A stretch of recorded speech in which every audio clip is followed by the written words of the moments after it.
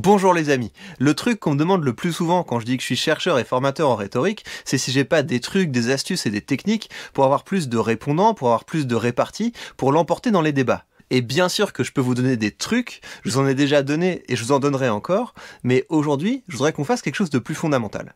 Et pour ce faire, on va se pencher sur le cas d'un des polémistes les plus talentueux de ces dernières années. On doit donner des prénoms dans ce qu'on appelle le calendrier. Alors, je m'appelle Absatou, moi. Eh ben, votre mère a eu tort. Ah bon? Ma mère a eu tort. C'est ça le truc avec Zemmour, c'est pour ça que Zemmour c'est un phénomène médiatique, c'est parce qu'il va toujours un peu plus loin, il va toujours un peu trop loin, il va toujours un peu plus loin que les autres. Vous voudriez donc que je m'appelle comment? Corinne. Ça vous irait très bien.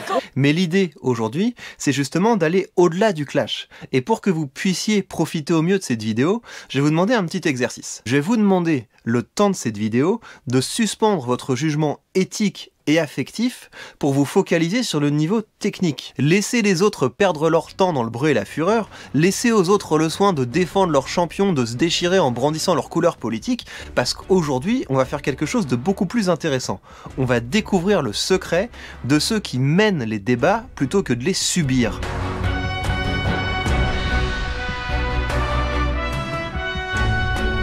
Ce que tout le monde voit, la partie émergée de l'iceberg, c'est que Zemmour a le chic pour faire péter les plombs de ses adversaires. Il maîtrise l'art du clash. Et en fait, l'art du clash, c'est quelque chose qui est assez simple, ça repose sur le mépris. Et techniquement, le mépris, ça consiste à montrer, à afficher ouvertement qu'on n'accorde pas ou peu d'importance à ce qui compte beaucoup pour l'autre. Et la force du mépris, c'est que ça crée une relation émotionnelle asymétrique, parce que celui qui méprise, il est désengagé émotionnellement, alors que celui qui est méprisé, eh ben, il est venu sur la table avec des choses qui comptent pour lui. Et c'est comme ça que Zemmour s'est fait les dents chez Ruquier. Il y avait des petites starlettes qui venaient avec leurs livres, avec leurs chansons, avec leurs spectacles ou avec leurs films, et puis Zemmour leur disait, bien en face, que ce qu'ils avaient fait, ça valait pas grand chose. Discute et il faut qu'on vienne mettre un petit peu d'esprit là-dedans. C'est vrai que nous, on n'est pas comme lui, on n'est pas des professionnels de la bonne humeur pour enfants de 4 ans. Alors évidemment, c'est difficile. Et ça marche, les gens s'énervent, ils quittent le plateau et ça fait des séquences virales. Et Zemmour a l'air d'autant plus supérieur que, encore une fois, celui qui méprise, il est désengagé émotionnellement, alors que les autres sont venus avec des choses qui tenaient pour eux. Et le mépris, ça marche pas seulement sur ceux qui sont pas formés au débat. Par exemple, Éric Zemmour, c'est un des seuls que je connaisse à avoir fait péter les plombs à Éric Dupond-Moretti, alors que Dupond-Moretti, il est très bon en débat. C'est la vérité ici pour me faire insulter par Zemmour. Dupond-Moretti s'était lancé dans une tirade pour démontrer la contribution essentielle de l'immigration pour faire tourner la France. S'ils se mettaient tous en grève, vous verriez un peu comme on aurait du mal à circuler en taxi, à ramasser nos poubelles.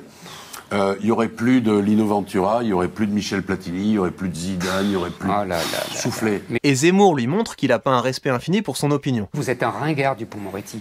On se croirait dans les années 80, Dupond-Moretti. Donc le mépris, ça marche, ça permet de déstabiliser des interlocuteurs à peu de frais, et ça fait des séquences qui cartonnent sur les réseaux sociaux.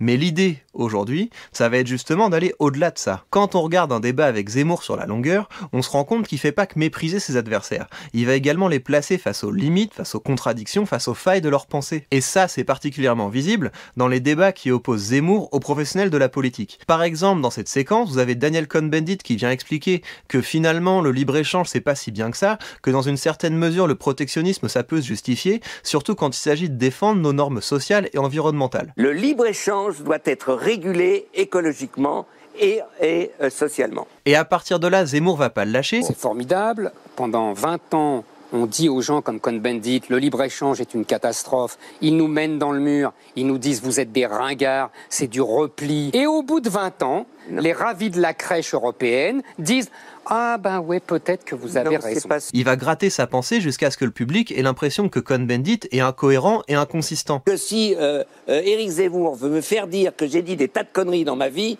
mea culpa, c'est vrai. Et le truc, c'est que les adversaires de Zemmour peuvent pas lui renvoyer l'appareil. Mea culpa, mea culpa, Marine Le Pen a tort. Mais je m'en moque de Marine Le Pen, moi. Parce que Zemmour, il va rien lâcher, parce qu'il sait qu'il sera pas mis en contradiction. Et c'est là qu'il y a une différence entre Zemmour et 99% de ses adversaires. Zemmour, connaît sa propre pensée. Et la seule manière de connaître sa pensée, c'est d'écrire. Parce que si vous grattez chez quelqu'un qui n'a pas l'habitude d'écrire, eh ben vous allez tomber sur des faiblesses, vous allez tomber sur des incohérences, vous allez tomber sur des inconsistances, vous allez tomber sur des idées qui ne seraient pas prêts à assumer jusqu'au bout. Alors que quand vous grattez chez Zemmour, eh ben vous tombez sur un système. Et ce système, on l'aime ou on l'aime pas, mais c'est un système qui est cohérent. Parce qu'il a pris le temps de coucher sa pensée sur le papier, il a pris le temps de la tester, il a pris le temps d'identifier les zones d'ombre, il a pris le temps de bien la déplier, et puisqu'il connaît parfaitement les contours de sa pensée, eh ben il risque pas dans un débat d'avancer une idée qu'on pourra retourner contre lui. Et ça, bien sûr, c'est pas le propre de Zemmour. Si vous prenez par exemple Bégodeau, eh ben s'il survole les débats, c'est parce que lui aussi, il a pris le temps de déplier sa pensée sur le papier. Et il y a peu de gens qui font ça. Et c'est ça que je vous encourage à faire. Ce que je vous encourage à faire, c'est d'écrire votre manifeste. Donc un manifeste, c'est quoi? Eh ben un manifeste, c'est un fichier Word, c'est un Google Doc, c'est un petit calepin dans lequel vous allez noter 2, 3, 4 problèmes qui vous semblent impératifs de régler pour aller vers un monde plus beau, pour aller vers un monde meilleur, pour aller vers un monde plus juste. Et dans ce document, vous allez également noter une solution pour chaque problème. Et ensuite, ce manifeste, vous allez le faire vivre. Et faire vivre votre manifeste, ça veut dire quoi? Ça veut dire 2 choses. Premièrement, vous allez commencer à récolter des faits qui vous permettent de confirmer l'existence des problèmes dont vous parlez et la pertinence des solutions que vous proposez. Vous allez noter des faits précis, pas des vagues intuitions, et vous allez les sourcer. Et si vous avez ce document avec des problèmes et des solutions que vous avez pris le temps de penser et que vous avez fait cet effort de les appuyer sur des faits, et ben vous avez un avantage sur la plupart de vos adversaires. Mais il y a un travail encore plus important.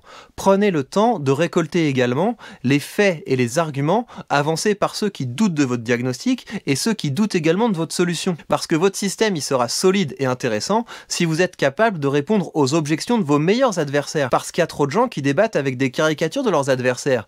Et votre pensée, elle vaudra la peine d'être écoutée et diffusée si vous ferraillez non pas avec des hommes de paille, mais avec des hommes de fer. Et c'est seulement si vous faites cet effort d'élaborer et de nourrir votre manifeste que vous allez vraiment dominer les débats. Parce que les petites techniques, les petites stratégies, les trucs et astuces, eh ben ça marche quand on veut pas se fatiguer, et puis surtout ça marche sur des gens qui écrivent pas. Parce que si vous êtes face à quelqu'un qui a fait cet effort de déplier sa pensée sur le papier, eh ben avec vos trucs et astuces, vous n'allez pas beaucoup l'inquiéter, et puis surtout vous allez passer pour un rigolo. Ceux qui n'écrivent pas se font balader par ceux qui font ce travail, comme des feuilles qui dansent au gré du vent. Pour aller plus loin, je vous laisse avec une vidéo qui va vous donner une technique de gestion des désaccords qui devrait vous être utile. A tout de suite.